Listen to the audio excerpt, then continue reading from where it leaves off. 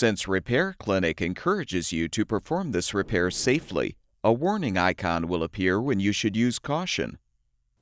Whether your repair is simple or complex, you'll be more successful if you break the procedure down into steps, making it more manageable. I'll take you through this part replacement repair one step at a time.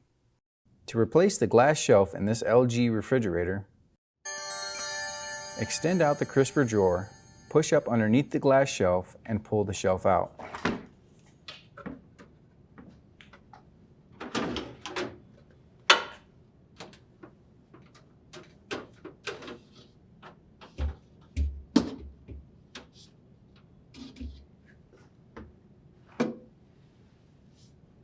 Remove the new glass shelf from the packaging.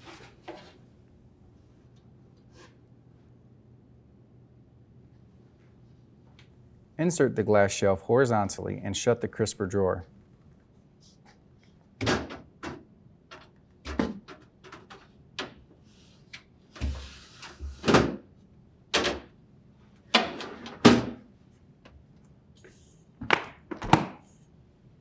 And the LG refrigerator should be ready for use.